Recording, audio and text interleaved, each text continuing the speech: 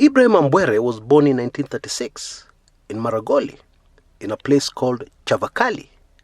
He was born in a polygamous homestead, which is typical in that area of Kenya. His dad had many wives. But Ambwere's mother was deaf and dumb. She couldn't speak, she couldn't hear. And shortly after Ambwere was born, when he was about 2 years old, his father left to go and fight in the Second World War. He never returned, meaning that he was a casualty of war, like so many others. But to make matters worse, at the age of 8 years old, Ambwere's mother died. So he was on his own. No father, no mother. And so he started working on people's farms to fend for himself and his other siblings.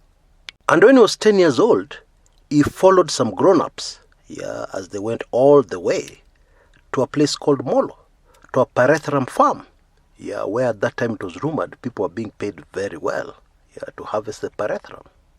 But unfortunately, he had an allergy, to the pyrethrum, so he didn't even last one day at work, because it caused him to remove tears, mucus, it caused his eyes to, it was serious. So he didn't even last one day. He couldn't work on that job. And so the young Ambwere had to make do, working for a mason, sweeping, kufagia, kazi ya kufagia. And he did this job for 10 long years to sustain himself and his siblings. Now this mason he worked for was a foreigner. So after about 10 years, he said, I have to leave the country. So now you no longer have a job. But then as a parting gift, he gave the young Ambwere a toolbox. And not a brand new toolbox, an old, very much overused toolbox. Now a mason, deals with putting up houses and maintaining them. They deal with stone mostly. So you can imagine the kind of tools that were in that toolbox. And over these 10 years, Ambwere had learned, even as he swept the premises, he learned a bit about what was happening around him, how the masons were working, and how to use those tools. Now, there's a very important lesson here. Wherever life has thrown you, learn as much as you can. Let me just tell you a quick story aside here. I once worked in an office where the office cleaner, this was a company that published a monthly business magazine, and I was the editor. Now, I quickly noticed that this office cleaner was very intelligent. He didn't have much formal education, but he was extremely intelligent. But he had one problem. He was always complaining about how he came from a poor family, his relatives are poor, his extended relatives are poor, everybody is poor. And therefore he was saying his life is doomed. He has accepted to be a poor man, always. And I used to publish a lot of inspirational stories in this business magazine. And so he would challenge me. He would tell me, Chris, you're publishing fiction. These things don't happen in Africa. They don't happen in Kenya. They can only happen in America. So if anybody in Kenya tells you they started from scratch, they're lying. There's something they did. They went to a witch doctor. They murdered somebody in order to make money. And all I could do was to pity this young man. I was also young in those days, by the way. This fellow young man. And then one day, I used to do a lot of reading in those days. I used to read books, every kind of book I could get my hand on, and especially business books. I read a book by a man called Tom Peters. And the business magazine was facing financial problems. And therefore I decided to try and implement some of the ideas I read in that book in the business. I didn't own the business. I was employed. But fortunately, I was not short-sighted. I knew that if the company continued operating in losses, we would all be out in the streets very soon. Would have no job. So I took it upon myself, and I convinced the owners that we implement some of the ideas there. And one of the ideas is that everybody in a company should be a salesperson. And although I was an editor, I learned for the first time in my life how to sell. It's terrifying, but I forced myself, I put in the effort. And I learned how to sell advertising. But the other people in that small business were not interested. They were also terrified and they didn't want to do anything. And so I realized the best way to inspire them is to get the most negative pessimist in the company to sell advertising. So I started talking to this office cleaner. To cut a long story short, the office cleaner learned how to sell advertising and started making some very good money for himself. Money that he had never seen in his entire life. You know, we paid people who sold advertising on commission, irrespective of what salary they earned. And that business magazine became such a big success that it expanded outside Kenya to Tanzania, Uganda, Malawi, etc. But the point of my story is that wherever life has thrown you, go out of your way to learn everything you can about what is happening around you. What does that company do? Are there any skills you can gain? Etc., etc. Anyway, back to the Ambwere story. So he was given a toolbox as a gift. And this toolbox was the foundation of Ambwere's huge empire. The foundation that made him to what he is today, a multi-billionaire. With just 38 shillings and this old toolbox that he had been gifted, he started a carpentry workshop. But he didn't make money overnight. He wasn't rich in 2 years or 5 years. No. He slogged. And this is one of the lessons Kenyans have never learned. Quick money is a mirage. Quick money has to be corruption money. Anyway, Ambwere got his first big break in 1963 when Kaimusi Hospital gave him a contract to make hospital beds. And as a sweeper, Ambwere had learned how to construct, because he worked for a mason, how to put up buildings. And so, it was a no-brainer for him. The huge windfall he suddenly earned from this contract of making beds for Kaimusi Hospital, he put into construction. Even as he continued with his carpentry business. And today, Bwana Ambwere owns buildings in Kisumu, Kakamega, Mbale, all over the place, even in Nairobi.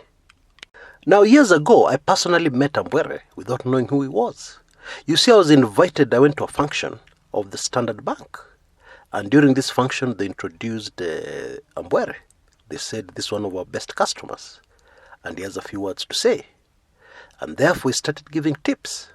And people were listening eagerly. The long and short of his pep talk, which I still remember, it must have been over 20 years ago. The long and short of his pep talk was that you invest more money than you consume. And so if you earn 100 shillings, 20 shillings is what you'll eat. It's what you'll use for your upkeep. The other 80 shillings, you reinvest in something. Now, I must confess at the time, I was wondering what was the fuss about this man who was very poorly dressed. He had a suit that didn't fit him very well. And he looked like somebody's father. But people were listening keenly, so I wondered what it was. And I heard somebody behind me whispering, this man is very rich. And so I started listening more keenly. It's good to admit. Now, in the 80s, Ambwere burst into national limelight. There was a crisis where teachers had not been paid. Teachers required, or rather the cash required to pay teachers was 48 million Kenya shillings, which was an absolute fortune in the mid-80s. Now, for those who are very young in 1980, or not even born, let me fill you in. In the 80s, the government had a very serious cash crisis. And the teachers in Western Kenya had not been paid. So Ambwere offered to pay 48 million. Of course, it was going to be refunded by the government when they got funds. But Ambwere stepped in as an emergency solution, to help the suffering teachers. Now, he was not taken up on his offer, but this drew attention to him, especially from the government, which started investigating him, because they realized, this is a man who can raise 48 million and we don't even know him. He's not even in politics. This is a threat to national security. Now, trust me, even in those days, when the government investigates you or decides to poke into your personal finances, it's not fun. And so, although Ambwere finally weathered the storm, because no coin of his had been earned from corruption, therefore the government couldn't find anything to pin him down on, and he paid his taxes. But unfortunately, all this took a toll on his health, and he landed in hospital. Diabetes, high blood pressure, etc., etc. Yeah, these diseases have names, but we all know that they're triggered, by pressure and emotions, in a human being. And so for over 3 years, Bwana Ambwere was hospitalized at Nairobi Hospital. And I'm sure many people thought he was going to die. But God, of course, had different ideas. And finally, in 1992, he emerged from hospital. Now, Ambwere said something very interesting shortly after he had been discharged from hospital. He said he found his businesses all in ruins. He had to start all over again from scratch. Now, there's an important point I want to emphasize here, something which most of us are not aware of. There should always be a difference between your investments and your business. So what had collapsed was not Ambwere's investments. All the buildings were still there. All the rental income was still coming in. What had collapsed were his businesses. The generation of daily income.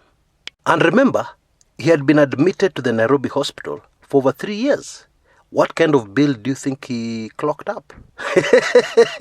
And he didn't have any fundraiser when he came out. The bill was paid.